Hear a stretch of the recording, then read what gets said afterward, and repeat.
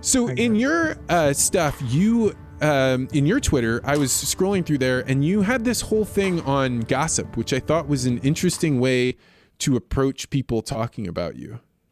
Yeah, it's funny. So so I have some people around me who gossip a lot. I don't really gossip at all.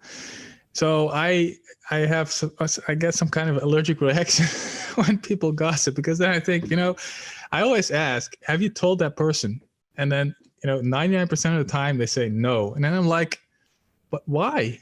So for the one thing is it our problem or is it their problem? That's the first thing. So do you want to upset yourself about somebody else? That's, I think, the first important question you have to ask yourself. And then the second thing is, if you have just a little bit of, love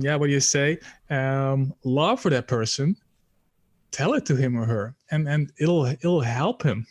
So that's why I'm about that gossiping thing. I think just be open and help people. I get. Do you come from a culture of directness? I mean, because what you're basically saying is directness pays dividends, and don't wait around for it. Do you yourself have that level of directness, or you just don't have that many opinions about other people? I have that level of directness. Yeah. And that's also a cultural thing. I don't think in the US you'll have a lot of people that do that, but I only have a limited amount of knowledge of the US culture, of course, but that's just, so I am pretty open about what I think of other people. And, I tell them, as in not, you're shit at this. I'm saying, hey, this is what I see.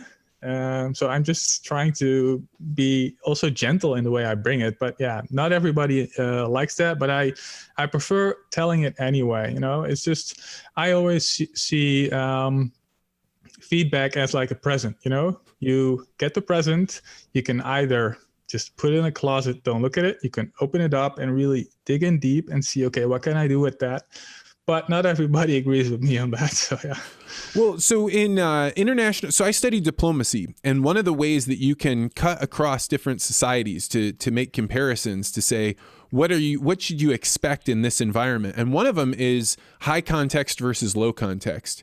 So high context cultures are the honor cultures of like Asia, right? So you say a few words, but you really have to learn what is the context that those words are being said in. And oftentimes it's extremely indirect, because in an honor culture, you have to really avoid besmirching somebody, making them exposed to ridicule, because you only have your reputation. That's what things are built on. But the Western world predominantly has a much lower context, where you say what you mean and you can be direct, because it's more of a meritocracy. You're trying to base your decisions based on, what are you producing? What are you doing for me right now? Is one of the trade-offs, is that people want to hear what you have to say, but they want to know, what's your value right now? And that doesn't really happen in the Eastern cultures. Does that strike you as accurate? Like Germany, the Nordic countries being more low context?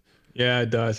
And there's like a famous story about a Dutch, I think he was CEO back then of Philips, so a pretty big business also in the US. And he had lunch or dinner with a Chinese business partner, and they both went to the bathroom at the same time. And, they were there. The Dutch guy washed his hands, but the Chinese man didn't. So the Dutch guy said something about that. He said, why don't you wash your hands?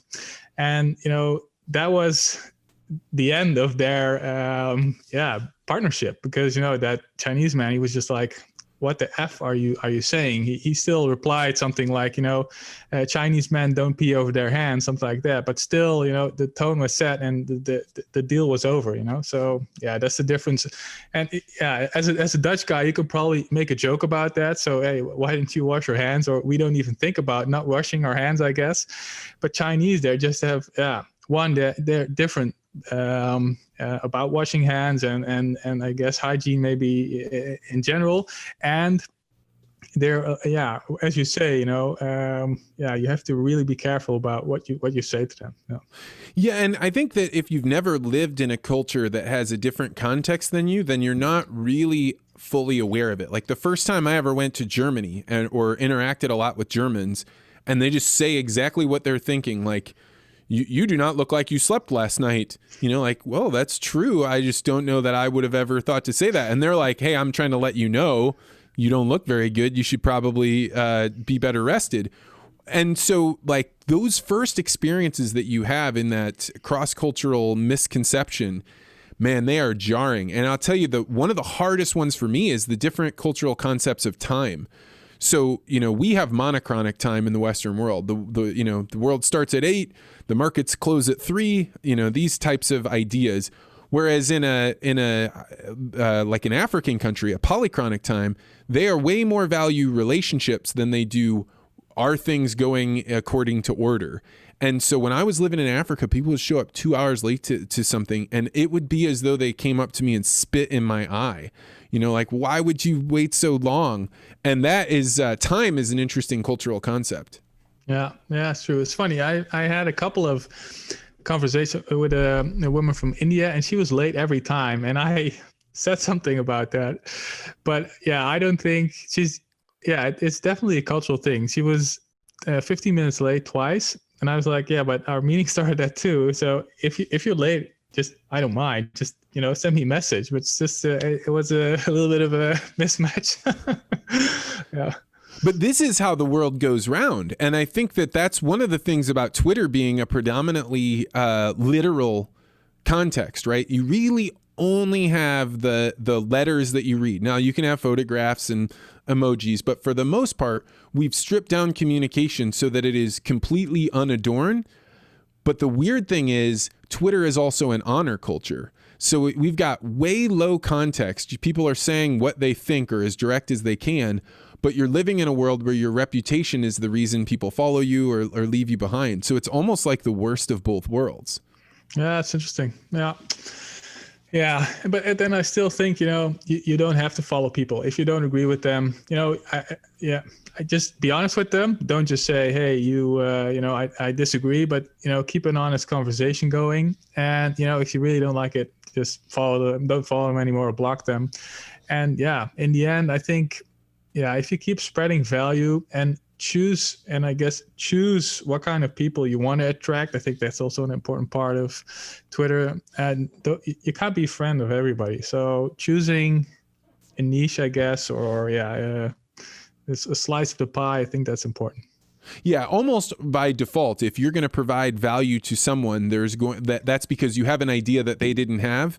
And that often means that they're going to somehow come in contravenance with other people's thinking.